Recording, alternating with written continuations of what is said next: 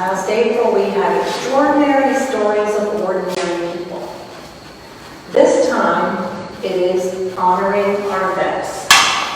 So we have a very special program, not just of stories of veterans who have passed on. We have other stories that pertain to the military, and we are going to be honoring those who have lived military history. After World War I, the poppy flourished in Europe. Scientists attributed the growth to soils in France and Belgium being enriched with lime from the rubble left by the war. From the dirt and mud grew a beautiful red poppy. The red poppy came to symbolize the bloodshed during battle following the publication of the wartime poem In Flanders Fields. The poem was written by Lieutenant Colonel John McCrae, M.D., while serving on the front lines. On September 27, 1920, the poppy became the official flower of the American Legion family to memorialize the soldiers who fought and died during the war. In 1924, the distribution of poppies became a national program of the American Legion. In Flanders Fields, the poppies blow between the crosses, row on row, that mark our place. And in the sky, the larks, still bravely singing, fly scarce heard amid the guns below. We are the dead, short days ago. We lived, felt dawn, saw sunset glow, loved and were loved, and now we lie in Flanders Fields. Take up our quarrel with the foe. To you from failing hands we throw the torch. Be yours to hold it high. If he break faith with us who die, we shall not sleep, though poppies grow in Flanders Fields.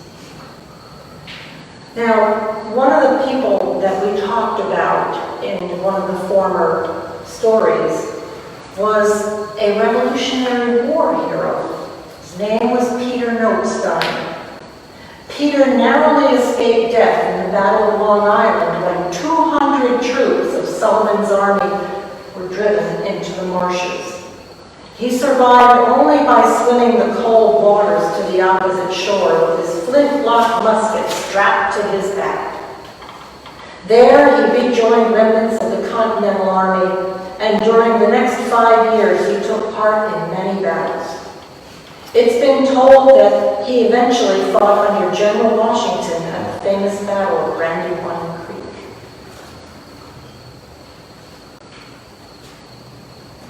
Horror gripped the heart of a World War I soldier as he saw his lifelong friend fall in battle.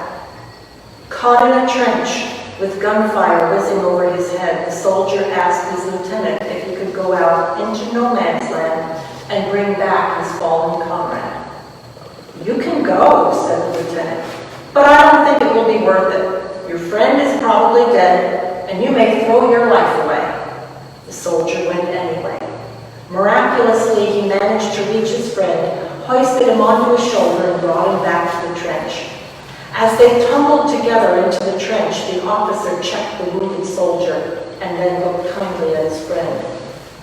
He said, "I told you it wouldn't be worth it. Your friend is dead, and you may be mortally wounded." But the soldier said, "It was worth it." The lieutenant said, "How can that be? Your friend is dead." "That may be so," said the soldier, "but he was still alive when I got to him. And I had the satisfaction of hearing him say, 'Jim, I knew you'd come.'" Many times in life, whether a thing is worth it or not, really depends on how you look at it. Take up all your courage and do something your heart tells you to do, so that you may not regret not doing it later in your life. And that's the way the soldiers are. Leave no man behind. Sorry, it's your turn. Thank you, Kat.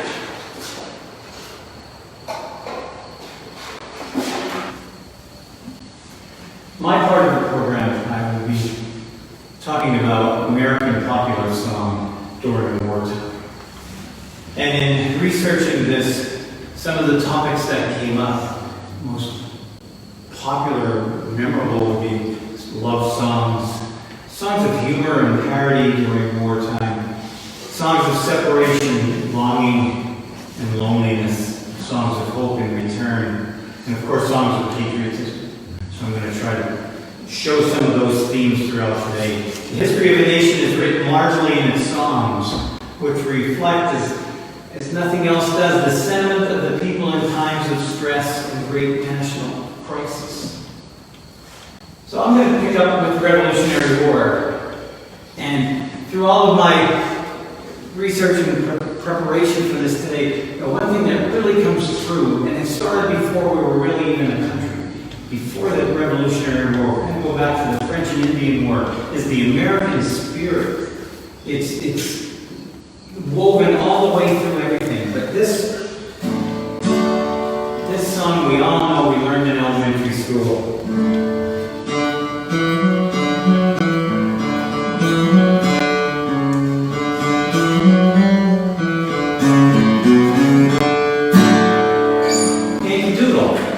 We all know that, and so sure, okay, Yankee Doodle, that came up as a popular song from the Revolution. But where did it really come from?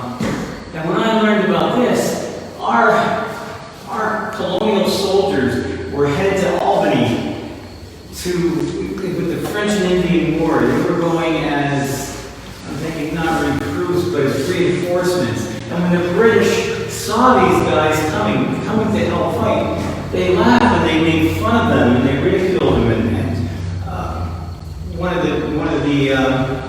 actually it was a British Army surgeon named Richard Shuckburgh. He first penned the lines of Yankee Doodle to mock us. And with Yankee Doodle, went to town riding on a pony, stuck a feather in his hat and called him macaroni. So you go right through it. He went to town. Yankee was a derogatory term towards New Englanders. So that wasn't a good thing to call them Yankees. And then riding on a pony, well, of course, we didn't have, those times, we didn't have proper war horses. So another way to make fun of us there. Stuck a feather in his hat, called it macaroni. He stuck a feather because, these colonists, in British eyes, they had no class. They had no sense of style. And macaroni, I've seen two different parts of that. Macaroni was, of course, the food that we know. At that time, it was a delicacy because it came from Italy. But it was also, I see something about it was a fancy hairdo. And of course, it goes back to where we had no style and no class. Called it macaroni. So, the cool thing about that is the American spirit. Our colonists embraced that tune. Okay, because in New England and in Boston, the British soldiers would stand outside of the church on Sunday and they would sing that song while the congregation was singing their songs. And the neatest thing is, in April of 1775, when the British were going down, John Hancock and Samuel Adams, I think it's Samuel Adams, they were captured. And they were going down to Concord to take care of that, to reinforce their soldiers. So the British troops were marching, and all the way down, they were marching to these words. Yankee Doodle came to town, for to buy a firelock. We will tar and feather him, and so will John Hancock, so we will John Hancock. So, okay, so they're pretty cocky about this. They're singing this song and making fun of us. Little did they know that ahead of them is a true Yankee, Paul Revere, and he's riding his pony. And the rest of that is history, because the British were defeated. So our people then made the captured British, they made them either sing it or dance to that tune, and it just came, they embraced it, they appropriated it, and it came all the way down, and to Lord Cornwallis, when he was defeated at, Yorktown, the American band played Yankee Doodle. Again, they made the prisoners dance to it. And his quote was, after that, he had said, I hope to God I never have to hear that damn song. are. We're not a nation, but it was that spirit, that American spirit. We had it. And I don't want to talk too much. This is the only time I'm going to talk too much. But growing up, my dad was in World War II, served in Okinawa. So being a baby boomer, what we did was when we were kids, we played Army. That's what we did. That's what we all wanted to do. We played big Army, we played little Army, we had foxholes in our yard. That's how we were brought up.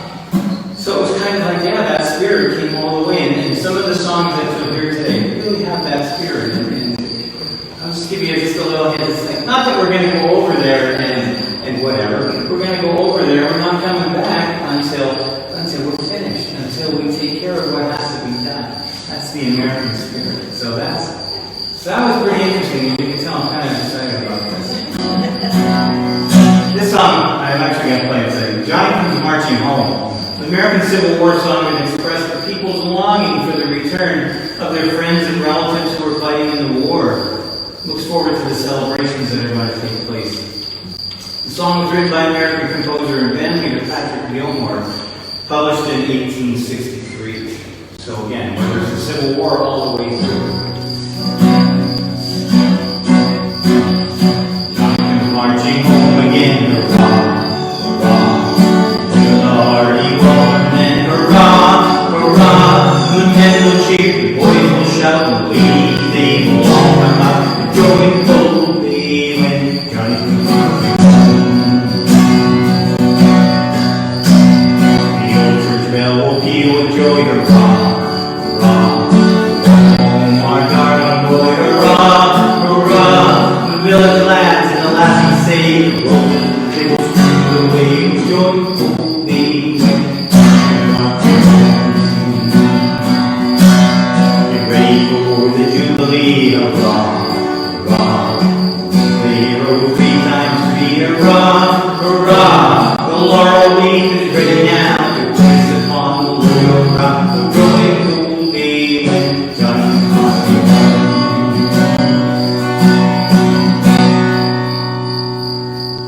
Johnny comes marching home. I freaking enjoyed that too. Yes. I'm I trying to thought you figure had out. been in tune, you know? I'm trying to figure out where he is, and we could get him to move on a little bit. I don't know where he is. The echoes all over the place. He does. The acoustics are marvelous. We spoke of several people that actually were in the military in some of our former programs. So I'm just going to go over some of those because they are very interesting. For our doctors program, we've had several doctors that have served. Dr. Serge Benkovich and his wife both served as Army officers in World War II.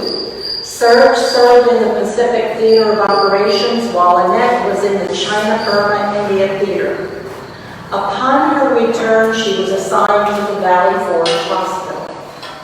Dr. Clyde Graver served 2 years in World War II with the U.S. Army Air Corps and later served 2 years in the newly formed U.S. Air Force, where he attained the rank of captain. Dr. R. Roy Ronimus graduated Temple University and was inducted into the U.S. Army all on the same day. Dr. Ronimus was a member of the famed Merrill's Marauders of the China-Burma India Theater. The Marauders were admired for their missions behind enemy lines, where they often engaged enemy forces superior in number. They fought through treacherous jungle terrain and were constantly exposed to tropical diseases. Their secret to success was the aid provided by 14 Japanese-American intelligence translators. Every man, including Roy Ronimus, suffered from malaria and dysentery, and each of them was awarded the Bronze Star for their service. Of the original 2,997 men that comprised the unit, only 130 officers and GIs were considered combat effective when the Marauders were disbanded. For many years after the war, Roy suffered the lingering effects of malaria. Roy surprised his parents when he arrived home unannounced following the end of the war. He was the recipient of 3 Bronze Stars and a Purple Heart. For years, he was reluctant to discuss his experiences in battle. The trauma of seeing a friend die in the same foxhole that you occupied was not easy to talk about. Jack Anthony was a neighbor of mine. I adored him. Him and his wife Ruth. And you couldn't say Jack without Ruth, let me tell you. It was Jack and Ruth or Ruth and Jack. Usually Jack and Ruth. Jack was older than many of those around him when he enlisted in World War II. But he was passionate about his service to his country. He was sent to the European theater and was severely wounded twice. He came home with 2 Bronze Stars and 2 Purple Hearts. The war took its toll on Jack, and he didn't talk much about it upon his return. But years later, at a reunion of soldiers, Jack was stunned when a buddy he thought had been killed so long ago walked into the room. It was an emotional reunion for both men. Jack would not meet his wife until years later. They married in 1951. But Ruth played a role in the war as well. East Penn Airport was a half-mile away from the Ginder homestead where Ruth grew up. The DeLong family, who owned the airport, felt compelled to teach women how to maintain and repair aircraft. So Ruth was proud to learn these skills. She was able to make the walk to the airport many times with her young daughter in tow, and Bernice was so embarrassed because her mother was not in a dress, she was wearing pants like a man.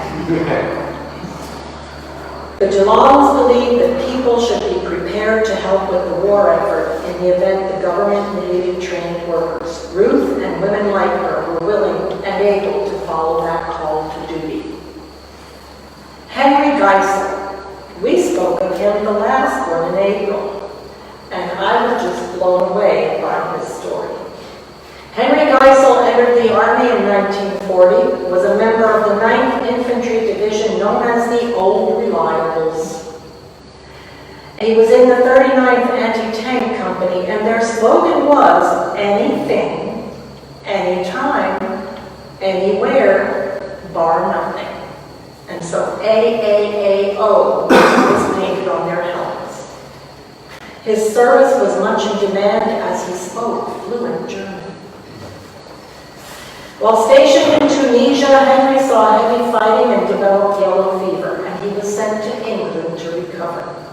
From there, he went to Sicily, where he developed severe poison ivy, and once again went to England to recover. While on leave one day, Henry and a buddy walked to the nearby town of Andover. They came upon some young ladies wading in a stream.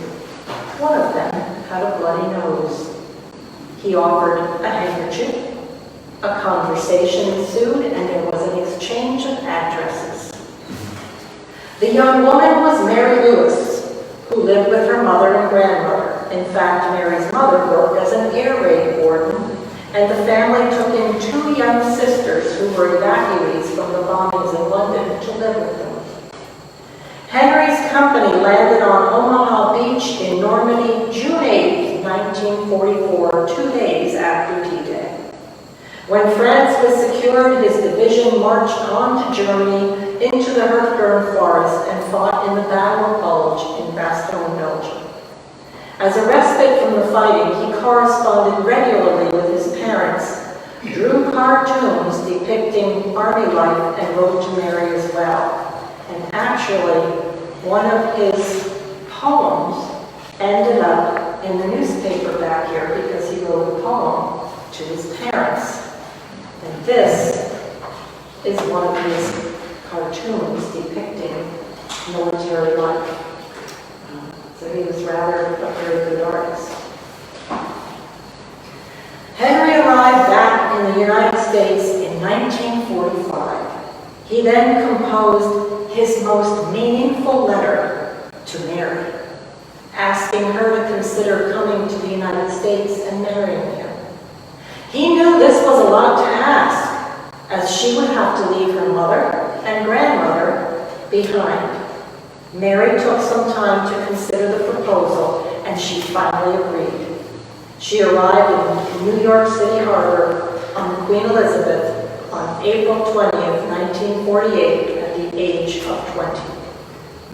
So he brought home a war bride. From Columbus, Mississippi, to Waterloo, New York, to Holsburg, Pennsylvania, over 25 cities claim to be the birthplace of Memorial Day. The first major organized observance was called Decoration Day, and it was on May 30th, 1868 at Arlington National Cemetery. Ulysses S. Grant presided over the ceremony. After speeches, children from local orphanages walked through the cemetery with members of the Grand Army of the Republic and placed flowers on the graves of both Union and Confederate soldiers. Decoration Day evolved into Memorial Day, and in 1971, the Uniform Monday Holiday Act took effect, so the date went from being May 30th to the last Monday in May. Memorial Day's changes underwent scrutiny by Northern and Southerners alike, but overall, the holiday has brought people together. Americans still honor it today with celebrations and remembrances of those who died fighting for their country. During the Civil War, music played a big part on both sides of the conflict. Union and Confederate, both sides. Even on the battlefield, different instruments, including bugles, drums, and fifes, had many different roles. Some were used to issue marching orders or sometimes simply to boost the morale of one's fellow soldiers. Major General Jeff Stewart had his own camp band. Singing was also employed as a recreational activity and also as a release from the memorable tensions that come with fighting in war. Camp music was a diversion from the bloodshed, and with the soldiers dealing with homesickness and boredom. Soldiers on both sides. There are stories I could tell you till 5 o'clock, but I won't do that. This next song was written by George F. Root, and it was published in 1864 near the end of the war to give the Union prisoners of war hope that they will be rescued at the end. They were behind the enemy lines. It's called Tramp, Tramp, Tramp. In this prison cell I sit, thinking, Mother dear of you, and our bright and happy home so far away. And the tears they fill my eyes in spite of all that I can do, though I try to cheer my comrades and be gay. Tramp, tramp, tramp, boys are marching. Cheer up, comrades, they will come.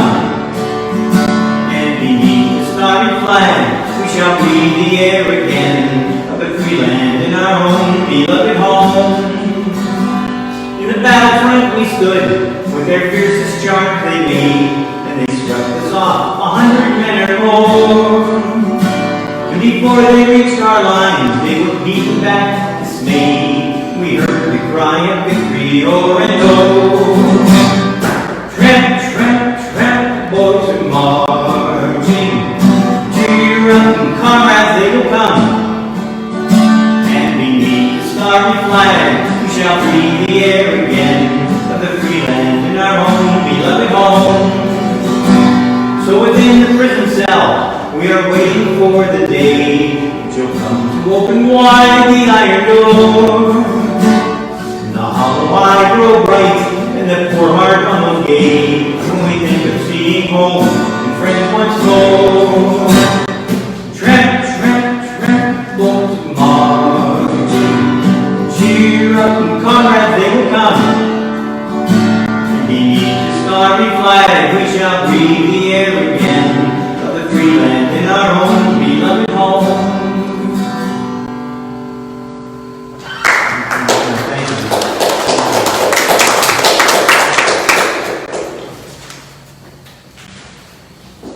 Serious songs of humor and parody. Confederates didn't like the food they were eating, and this is a song that some people tell me that they learned in grade school. I never did, but from some Civil War reenactors, they told me this is one song you have to still learn. So hopefully this will bring a little chuckle. It's about their food called Goober Peas.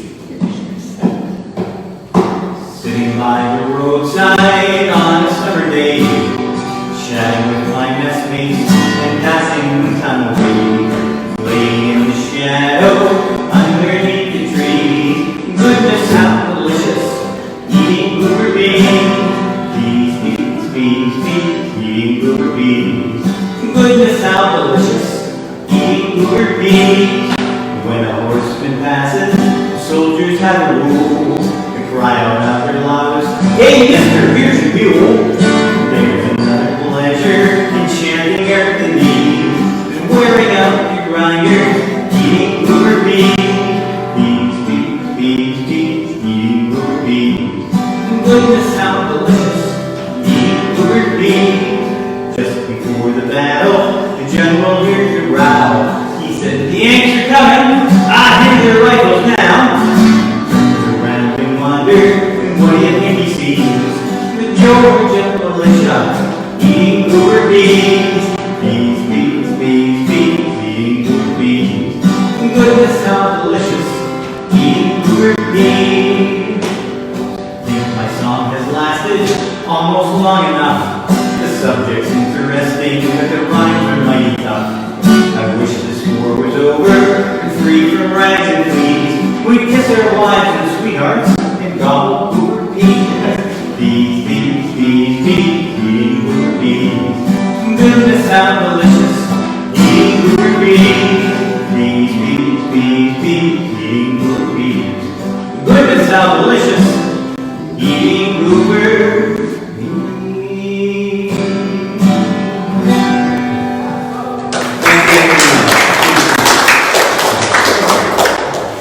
So what are Goober beans? Goober peas are peanuts. Peanuts. Peanuts. There you go. Did they use them raw or first? Probably raw. Probably, yes. There we go. This is something different right now, because we always speak, there we are in a mausoleum, in the center of the cemetery. We're always talking about those who have passed. This time, we're going to honor those who have lived military history. So we're working with the UVO, the United Veterans Organization, and we have some gentlemen here. And if you'd like to get up and say who is here and where they were, please. I'm Kevin Law. I'm commander for the Lehighton United Veterans Organization. This is Mike Hopstock. He's a member. He's an Air Force veteran. I'm an Army National Guard veteran. And this is Louis Exner. He's a U.S. Navy Vietnam veteran.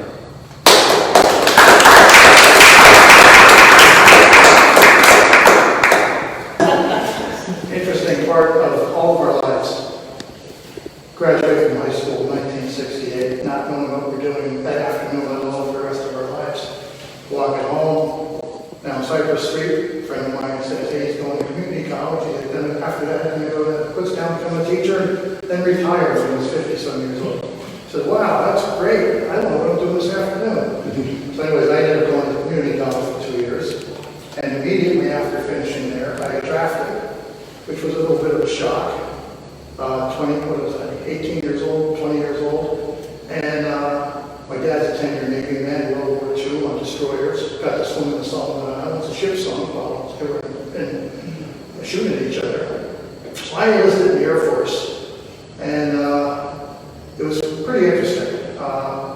First, I was going for electronics, that was my background. They didn't have any openings. They gave me a big list like this. They said, "Pick another one." So I go down the list and it says, "Jet over 4. Oh, what's that? He said, "Well, you have to work on big jets." I said, "Wow, that's interesting." So I went to tech school for that, came out, and I worked on the KC-135, which is a Boeing 707. They got the big boom out the back for in-flight refueling of other planes. and I worked on B-52s, primarily B-52s. And I got to visit Okinawa for 6 months with 2 hours of notice, not knowing where we were going or for how long. And it was interesting. That morning we reported to work, all of us, and it was a KC-135 about 100 yards from us, and I thought, oh, we're going to replace the landing gear on it, or some ailerons or flaps or whatever. And the guy said, the master sergeant says, you got exactly 2 hours to get your shit in order and be on that plane. No idea where you're going or for how long. But we flew to the other side of the world and to Okinawa. And I didn't know where Okinawa was, but it was pretty close to Japan. But it's in a southern climate, really hot. I was there for 6 months. Got to work on KC-135s. We had a couple hundred of them there. We also had U-2s and spy planes and all that. But the big thing was, it was Vietnam. This was 1971. So we worked on that there 6 months. Did a lot of things in Okinawa. Met some really nice Okinawan people. Came back to the States after that. Was here maybe 2-3 months. And I said, okay, your number's up again. You got a choice of either Thailand or Guam.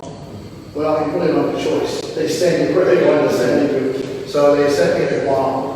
Not knowing where that was. But that was even further south. That was like not far from the equator. So it was really hot. There we had 203 B-52s. And that was linebacker 2-time. That's when we bombed Hanoi above town. And I ended up working the runway. We had 9 bombers in a row loaded with bombs and fuel. Each plane held 40 tons of bombs. 80,000 pounds on each plane. There were 9 of them in a row. Each plane had 8 engines, totally loaded bombs and fuel, and they were taking off. When one would take off here, over on Okinawa, another KC-135 would take off. They'd inflate with fuel, the bomber continues over, drops his bomb in Vietnam, turns around, another tanker takes off from Okinawa, inflate refuels them so they get back to Guam. We did this hundreds, if not 1,000 times. And I was a sergeant at the time, and so I represented our shop. There were 5 of us in this, we call it the potato chip truck. And we were on the runway, and I was in communication with, whenever one of those 9 planes that were running had an inline flight control problem. They're going through the pre-flights and moving all their devices on the plane. One of them was bad or defective. They'd call us, I'd jump out, plug in, talk to the pilot, and I had like 10 minutes to decide. Here I was, 22, 23 years old, whether or not this plane could fly, you know. And it was interesting. 9 guys in the plane, and the concrete's jumping up and down. It's 3 feet of concrete jumping up and down, and the noise level is just out of this world. The loudest rock concerts was louder. We had earplugs in and headphones on, but we could still talk. It was a neat technology. So I used to crawl. Sometimes I'd go up in the plane. Everybody's jumping around, thousands of lights blinking all over. Sometimes I'd lay on top of the paddle and boat paddle, or jumping up and down. Could be something stupid, you couldn't close his window. And they always told me the same thing. They looked me straight in the eye. Here's the co-pilot, here's the pilot. Straight in the eye, 1,000 lights blinking off everybody's eyes. They tell me the same thing. Please abort me, or please abort us. I looked over here and said the same thing. I said, just sit tight. I got some parameters to work with, you know. And yeah, that was interesting for a 22, 23-year-old guy. Then I got to go home after 6 months there. And that was, we bombed Hanoi. That was the end of the Vietnam War. That was Christmas of '72. It was like 13 days long, continuous bombing, 24 hours a day, 12-hour shifts. Everybody was really beat. Yeah, so that was an interesting thing for me. I got to come home, get out, went back to college, got kids, the dogs, the house, all the things. Now I'm living the dream, retired. And lost a couple guys there from stupid things, you know, like we all did. Nobody that I knew was shot. They were killed different ways. Flight line, especially at night, was very dangerous. You're talking about a runway that's 5 miles long, because these planes are big, and they take a long time to take off. They'd come in, they'd land, they'd blow tires out. Sometimes the tires were shot already deflated. Well, they can't land too well, and they kind of fracture, spin around. And we have to jack them up to get them off their own legs. So it's an interesting thing for a 23-year-old kid. They got out of it when he was 24 years old. And I look back at that time as interesting, you know? So that's what it is. Thank you. Thank you.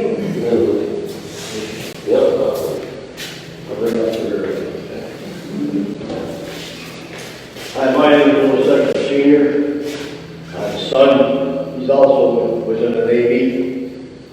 Two brothers here. One was in the Air Force, and the other one was in the Navy.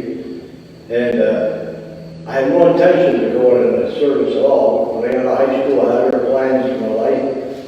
But we got married. I found a woman, dated her in high school. We got married. And we were married 3 years. And I got a notice, Uncle Sam needs you. So I didn't feel like getting shot up from some 12-year-old kid up in a tree. So I went to the Air Force recruiter. I had a brother, I knew how they lived. They lived Texas. No box going on in the line. So I went, but it wouldn't take me until I was married. They got their quota right. So Navy was my next choice. So I went.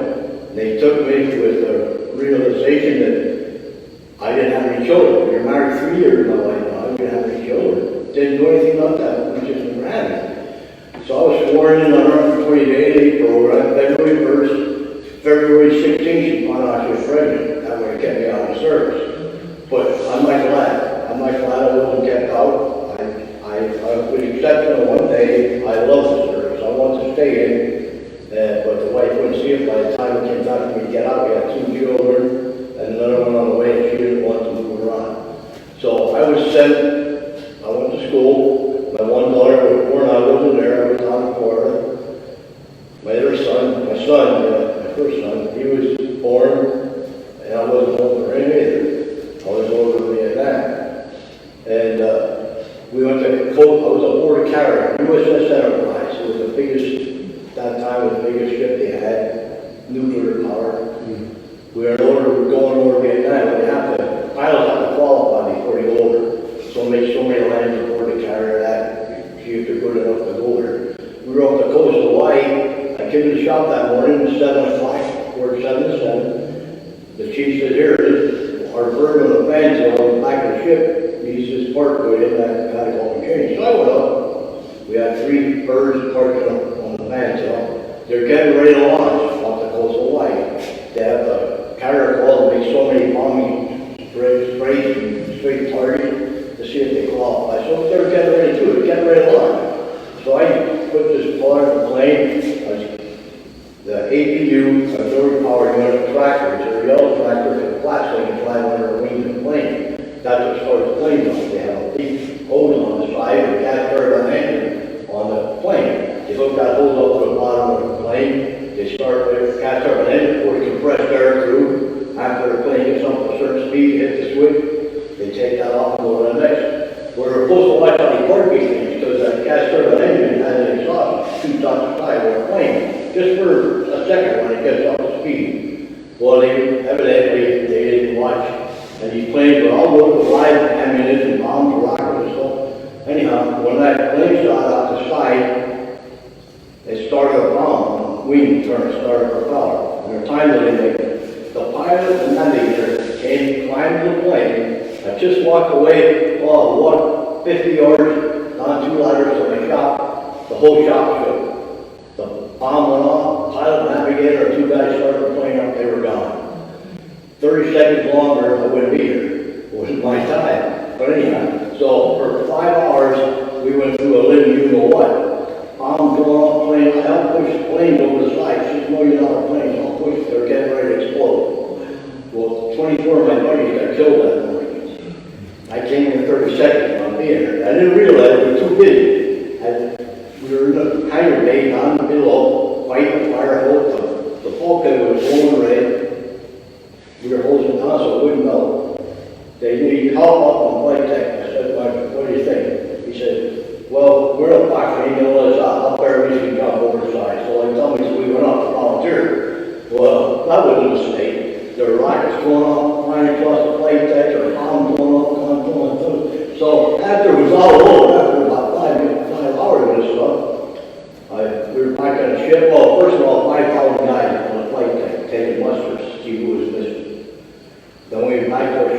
I'm sitting in my bunk, and the chief comes over, he says, "Actually, you're pretty lucky." I said, "Why is that, sir?"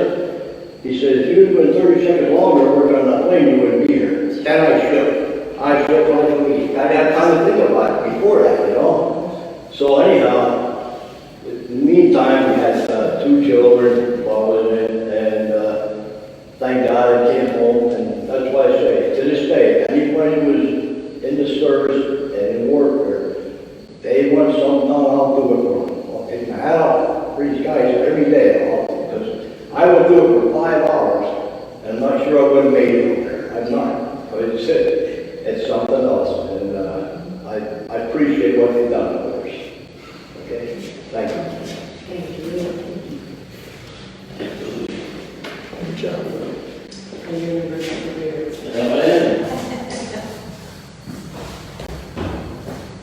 Yeah, I had over a 20-year career in the Army National Guard. I waited a year after high school, and like Mike said before, as a kid you really don't know what you want to do. And I saw that after a 17-year break in service for my father. He went back in to finish his time, and he also belonged to the unit down here behind the military police company. So I thought that might be a pretty good idea. I wanted to serve my country and my community, and thought that was a pretty good way to do it. So in 1981, I did enlist in May, and then by August, 40 years ago, as a matter of fact, I was just completing basic training and started military police school. I did that, the combat military policeman for over 10 years. I did some training in Germany where we used to do reforger, they call it reforger, return forces to Germany. It was during the Cold War to show our strength to the Soviet Union that we could mass in large numbers and take care of business when need to. And shortly after that, back in 1989, 1990, there was a change in the military. They decided that the military police company was not what they needed, and they changed the battalion to air defense artillery.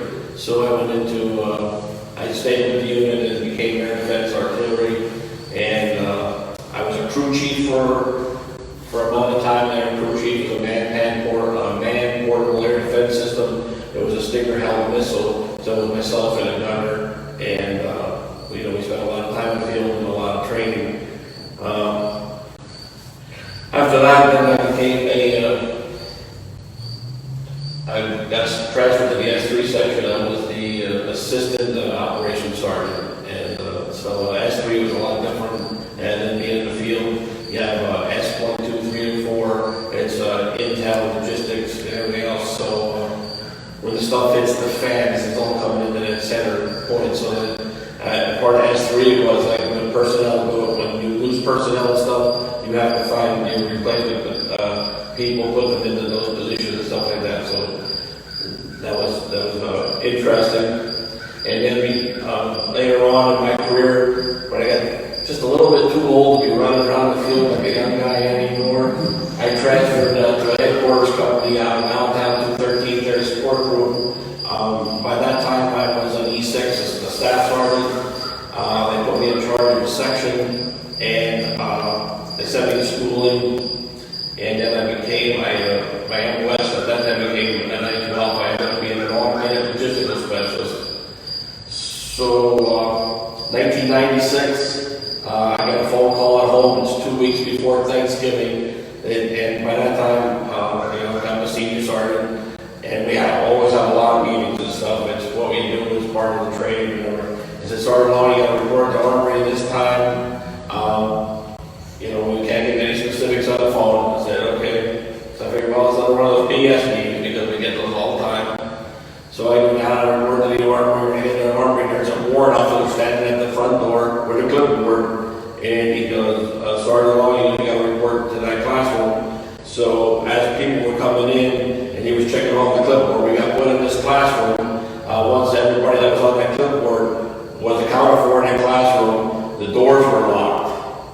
And then a short time later, the colonel came in, a screen dropped behind him. He goes, at this time I want to let you know that everybody in this room is now on open orders. Open orders is for an infinite time. It could be for whatever. He goes, this is where we're going, this is what we're going to be doing. You people all in here are now under these orders. He said, make sure you go home, get your life in order. He goes, next week I want to report at this time. He goes, that's when we're going to draw up your wills.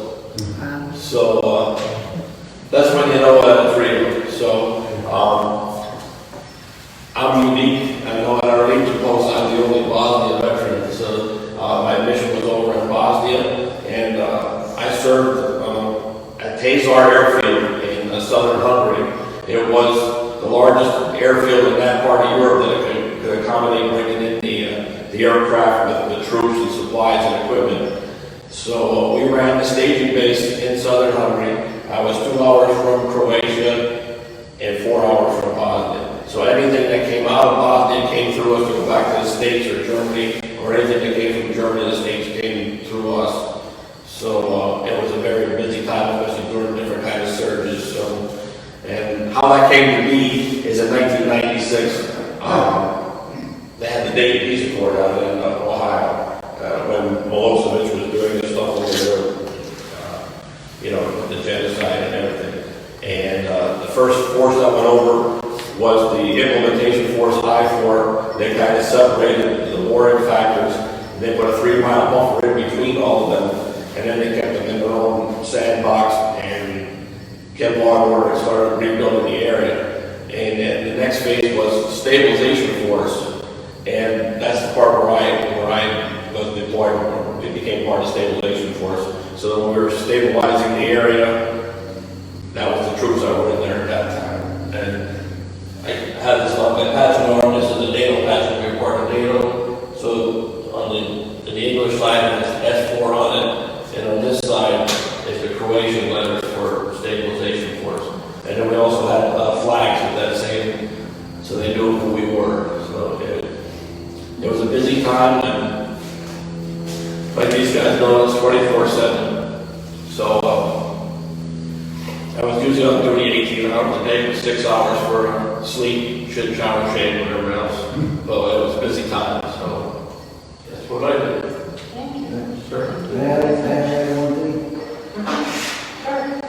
That 5 hours I told you about where we had food, burn plane, blowing up and stuff, that was rough. The 5 hours I wouldn't want to go through again. But a little over a year from now, I'll be married 60 years.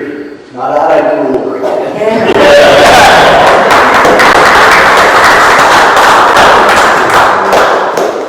Just a little note, Ken, when you were talking about barrel or others, Dr. Rodness, one thing those guys did over there, because they were constantly on the move, they actually cut the back of their trousers out. Those guys ran all the time through the jungle. They didn't even have time to polish water in, and they did it as they ran. So yeah, it's amazing. Absolutely. I'm so thankful that you guys are here, and Yes. all I can say is thankful for your service. And Thank you. thank you for everything. That's what happens after we do a EVO mission. We go back to the Legion, we sit there, we get some beer, we get the potato chips out, and you should hear the stories. That's another thing I want to say. When we came back, the war ended at the beginning of 70, we gave that war. We came back, people booed us, cursed us, and everything, because they didn't think we should be there to start with, and they took it out on us. Now, it changed, because now I go through the supermarket. Thank you for serving. Okay, it's a flip-flop from when you can be back here. I graduated from high school in 1973, and I just missed it. I had to register for the draft. Like I said, 72 Christmas is when we bombed Hanoi. That was the end of the war. Yeah, and you know, us, we were not political. You know, we were just doing our duty, you know. It was interesting. Well, let's back up a little bit to World War I. And as I said before, there were no radios or TVs or anything at that time. But in World War I, the music halls were the large form of entertainment. The seating was cheap. It was a working class audience. The repertoire of songs was dominated by jaunty comic songs, sentimental love songs, enthusiasm for war, Dreams about the end of war. The songs also had a romantic view of war, where in World War I, the men were portrayed as brave and noble, which you certainly were. And the women were all portrayed as fragile and loyal at that time. So, these are the two songs. When I said earlier, I said, if you leave here and you're humming a tune and something's stuck in your head, it's going to be these two tunes. The first is from Irving Berlin, and it's 1918. And think of these young soldiers, and it was our first war, World War I, the first encounter of war where our soldiers had to go overseas, had to leave this country to fight. Now, it's called "Oh, How I Hate to Get Up in the Morning." I still do. You don't have that to do it. You couldn't say, "Alexa, wake me up at 6:30. The other day, I chanced to meet a soldier friend of mine. He'd been in camp for several weeks, and he was looking fine. His muscles had lined. He'd been in camp for several weeks, and he was looking fine. His muscles had developed, and his cheeks were rosy red. I asked him how he liked the life, and this is what he said. How I can get up in the morning. Oh, how I'd love to remain in bed. For the heart's full of all, say you recall. We gotta get up in the morning. Someday I'm going to murder you. Someday they're going to find you dead. I'll let you take his reveille and step upon it heavily and spend the rest of my life in bed. Oh, how I can get up in the morning. Oh, how I love to remain in bed. For the heart full of all, to hear the bugle call. Yeah, you gotta get up in the morning. Oh, the minute battle is over. Oh, the minute that foe is dead, I'll put my uniform away and move to Philadelphia and spend the rest of my life in bed. Thank you. Yeah, let's go to 1917. George M. Cohan wrote this song, and this is, from what I understand, the most popular song of World War I. And the cool thing about it is the American spirit that you have. And I'll just skip ahead to the very last verse. It says, "We'll be over, we're coming over, and we won't come back till it's over." So thank you. So that to me is interesting line. Johnny, get your gun, get your gun, get your gun. Take it out to run, on the run. Hear them calling you and me, every son of liberty. Hurry from the grave to the lake today. Make your daddy laugh to have had such a laugh. Tell your sweetheart, do not mind, be proud, her boys in line. Over there, send the word, over there, that the Yanks are coming, the Yanks are coming, the drum coming everywhere. Sing a prayer, send the word to beware. Julio, coming over, and we won't come back till it's over there. Thanks.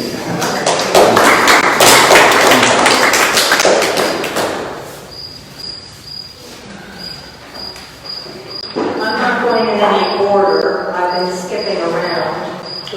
So I do have a story that is new this time. So those of you who have been here before, you're going to say, "Ooh, we didn't hear that one before." John D. Berkowitz was born June 11, 1839 in Reading, Pennsylvania. He was studying law in Mauch Chunk under the tutelage of attorney Charles Albright when the war broke out. He quickly volunteered his services, and on April 22, 1861, he was commissioned a first lieutenant in the 6th Pennsylvania Infantry, a 3-month unit commanded by Colonel James Nagle. When that term of service expired, Nagle raised the 48th Pennsylvania Infantry, a 3-year regiment.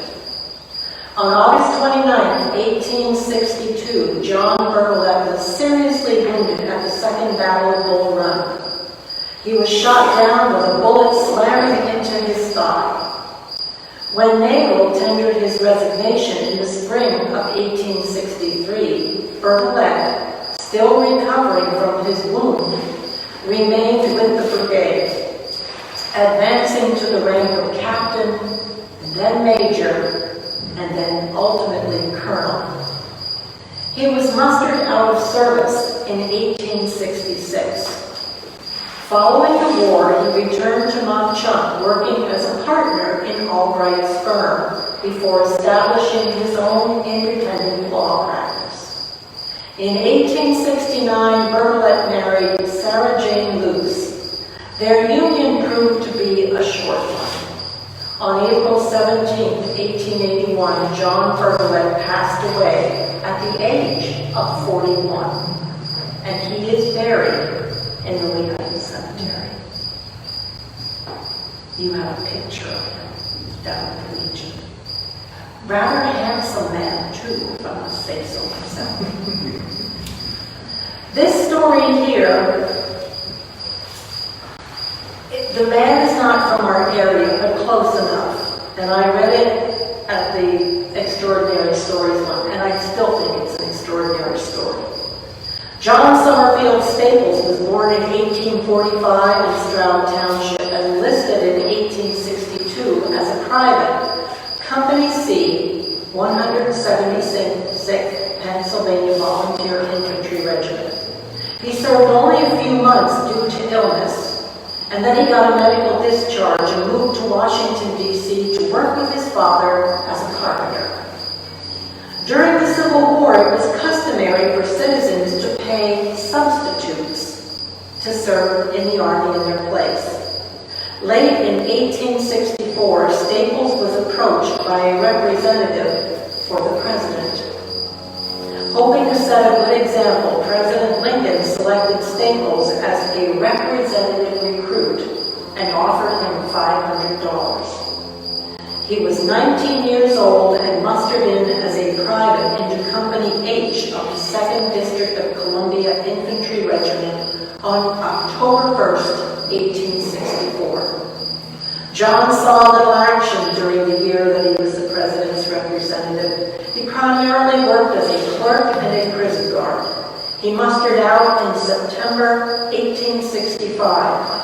At the war's end, John Summerfield Staples returned to Pennsylvania, where he died in 1888. He is buried in the Stroudsburg Cemetery.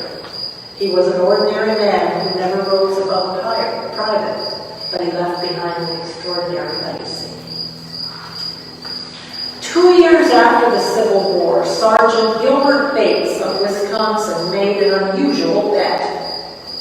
He bet that he could walk from Vicksburg to Washington, D.C. alone, unarmed, penniless, carrying an unfurled American flag, and subsist solely on Southern hospitality and come to no harm. His purpose was to disprove the belief widely held in the North that Southerners were rebels. They were disloyal to the Union and the flag. Radicals predicted that he would never come back alive. And so in mid-January 1868, without fear, Bates began the most sensational walk any man ever took through American history. Raw weather and muddy roads dimmed in comparison to the warmth extended to him by people along the way. He was offered money, which he refused. School children cheered him.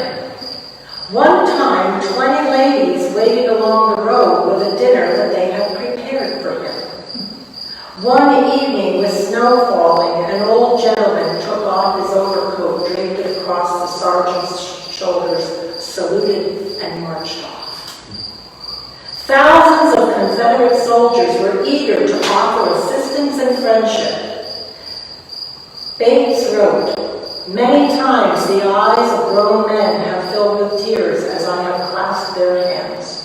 A more enthusiastic patriotic assemblage could not be found in the North."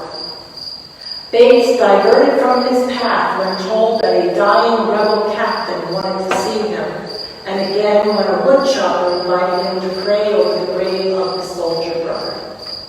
The only conflict during his march occurred when 5 dogs attacked him.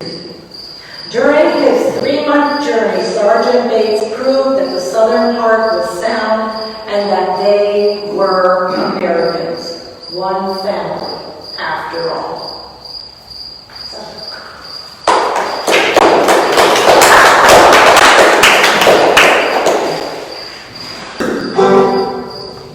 The acoustics are pretty good in here, so I won't have to plug this in. Anyway, this part for me now is coming to World War II, and as I had mentioned earlier, 96% of the country had radio. And music was composed to support the morale and encourage the war spirit both on the home front and in many battle areas. Popular singers of the day in World War II included Frank Sinatra, Ella Fitzgerald, the Andrews Sisters, and Bing Crosby. Notable wartime radio songs were Boogie Boogie Bugle Boy, Shoo Shoo Baby, I'm Making Believe, I'll Be Seeing You, and I'll Be Home for Christmas. So 1941 then, swing, jazz, and big bands were the music of the day. And the next song I'd like to do is written 1942, but it talks about an incident that happened in October of 1941 when our warship, the Reuben James, was sunk off the coast of Iceland. And it was escorting our Allied convoy at the time. And probably a little short time after this, we then declared war on Germany. So this is a story written by Woody Guthrie of the sinking of the Reuben James.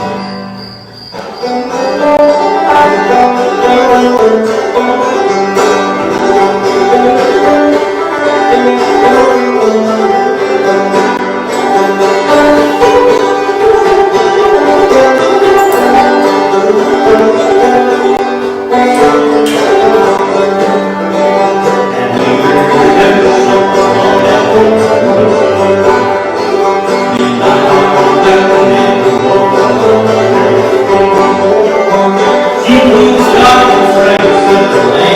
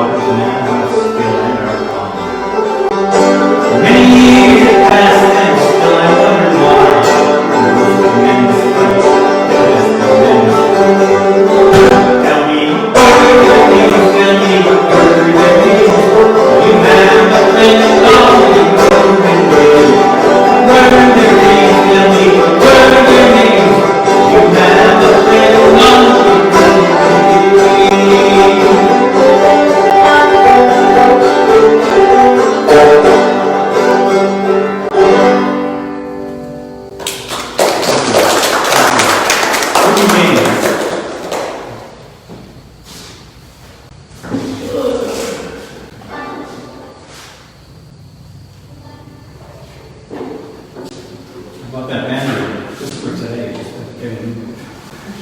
Yeah. World War II songs. I'm going to do a little something lighter now after that. A song that was recorded by Glenn Miller in 1942. And it talks about, it was a popular song at that time. It was a hit, and it was that the Andrews sisters sung it at that time. And it's talk about two young lovers who pledged their fidelity while one of them is away serving in the war. So, don't sit under the apple tree. Now I'm sitting under the apple tree with anyone else but me. Anyone else but me. Anyone else but me. No, no, no. Don't remember that I've been true. Nobody else but you. Just be true to me. Don't go walking down Lover's Lane. Anyone else but me. Anyone else but me. Anyone else but me. No, no, no. Don't start showing off all your charm. Somebody else's arms. You must be true to me.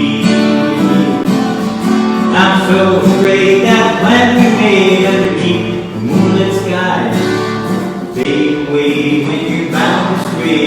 There's a stargate in your eyes.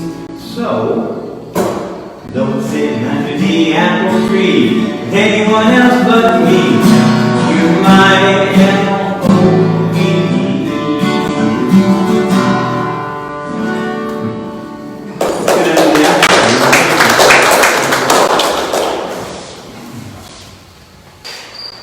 Joyce Kilmer, known for his poem Trees, entered World War I in the spring of 1917. He was 34 with 4 children, and his wife was pregnant with number 5. He was not drafted, but he volunteered. The couple's young daughter, Rose, had been paralyzed since 1913, and she died just weeks before Kilmer departed for France. So he was in mourning before ever reaching the front lines. March 7, 1918, in a wood near Baccarat in France, German shell fire buried 21 American soldiers. Because of heavy artillery bombardment, they could not rescue their comrades immediately. When they were able to excavate those trapped men, 19 had died. Only 2 were rescued alive. Joyce Kilmer composed a poem to honor those who died in that tragedy, and the woods called Rouge Bouquet was read at their memorial service. At times, the rhythm of the poem echoes taps. Less than 5 months later, this poem was read again over Kilmer's grave after he was killed by a sniper's bullet. During the reading of the poem by the regiment's famous chaplain, Father Duffy, taps could be heard echoing from a distant grove, and a friend reported of the poet that tears streamed down the face of every man in the regiment. In a wood they call the Rouge Bouquet, there is a new-made grave today, built by never a spade or pick, yet covered with earth 10 meters thick. There lie many fighting men, dead in their youthful prime, never to laugh nor love again, nor taste of summertime. For death came flying through the air and stopped his flight at the dugout stair, touched his prey and left them there, clay to clay. He hid their bodies stealthily in the soil of the land they fought to free and fled away. Now over the grave abrupt and clear, 3 volleys ring, and perhaps their brave young spirits hear the bugles sing. Go to sleep, go to sleep. Slumber well, where the shells screamed and fell, let your rifles rest on the muddy floor. You will not need them anymore. Dangers past, now at last, go to sleep. There is on earth no worthier grave to hold the bodies of the brave, than this place of pain and pride where they nobly fought and nobly died. Never fear, but in the skies, saints and angels stand, smiling with their holy eyes on this new come band. St. Michael's sword darts through the air and touches the aureole on his hair. He sees them standing saluting there, his stalwart sons, and Patrick, Bridget, and Columkill rejoice in the veins of warriors still, and Gale's blood runs. And up to heaven's doorway floats, from the wood called Rouge Bouquet, the delicate cloud of bugle notes that softly say, farewell, farewell. Comrades true, born anew, peace to you. Your souls shall be where the heroes are, and your memory shine like the morning star. Brave and dear, shield us here. Farewell. Now, this last story that I have, before we have Dave, I have to be corrected for. And I thank this gentleman for correcting me. Because I have a friend that I work with at the mansion, and he is a minister, and he does marvelous little stories with his sermons. And sometimes, because I am a song, we exchange stories together. And he gave me this story. I should have known it was preposterous. I really should have. It was the sentiment at the time. It was the sentiment at the time. But now it pops up on the internet and everything, and then everybody says, ooh, that must be the story. It's not the story. So this man has corrected me. And I'm going to read to you the real story behind Taps, not the one that's not the real story. Taps is traced to Union officer General Daniel Adams Butterfield. He was unhappy with the lights out call that was used at the time of the Civil War, feeling that it was too formal for day's end. He turned to Brigade Bugler Oliver Wilcox Norton. That's a mouthful. He wanted him to play an improvised arrangement of an official bugle call known as Scott Tattoo. The music had been set down in Silas Casey's Infantry Tactics, which notes various music used to direct troops, and had been borrowed from the French.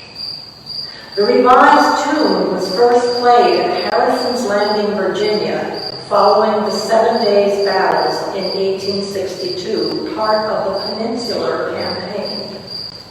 Butterfield asked Norton to revise the tune known as Scott Tattoo and to shorten some notes and lengthen others, while retaining the melody. After it was to his satisfaction, it was played in place of the regulation call.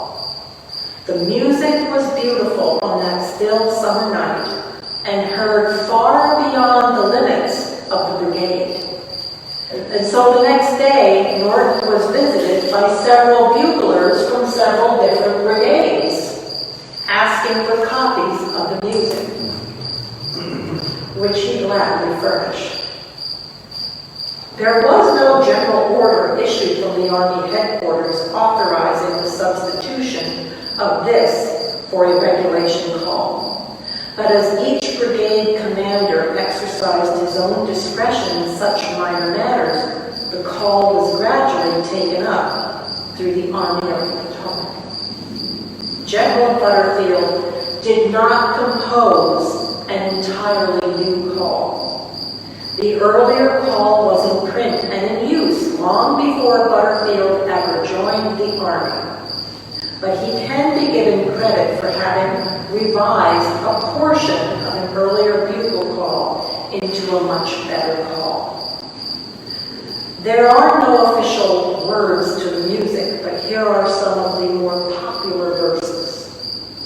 Day is done, gone the sun, from the lake, from the hill, from the sky, all is well, safely rest, God is nigh.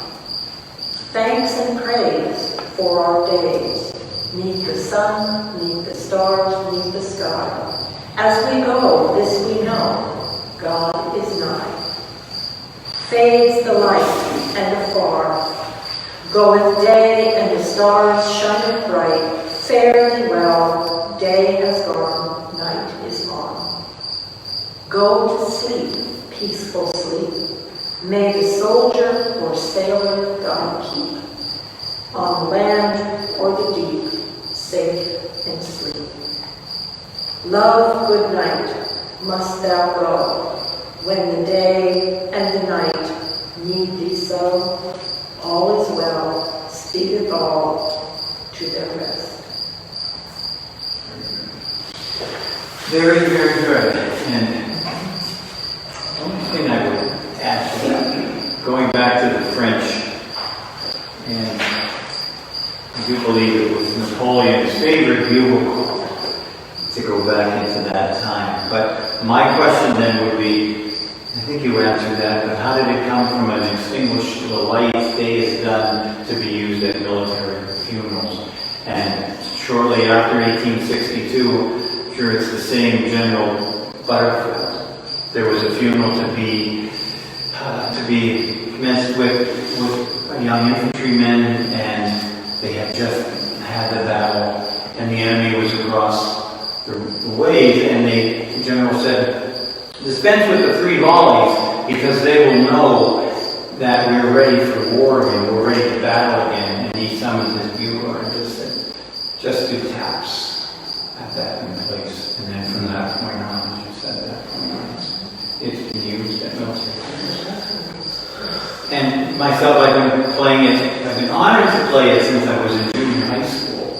And the older I get, as I said, I graduated in 1973, I didn't serve in the military. And to me, when anyone says, can you play taps, it's absolutely, that's the very least I could do to show my respect to the fallen soldiers. You know, you know how I got the name taps? Because before a bugle call, the drummer on the field drum would tap the drum twice before they would extinguish the lamps or the lights. Okay. So that being the last song of the day, soldiers just recognized it as taps, and that's how taps going to be. So there were just 2 taps on the field drum, and that's when they would extinguish all the lamps or lights at the end of the day. And so that's how the soldiers recognized it, and that's how they came to the name taps. Good to know. You learned a lot. We did learn a lot. He's logistics guy, I'll tell you. He is. It's been a lot of time doing this. So this one is sitting here all day. No, I'm not going to play this side.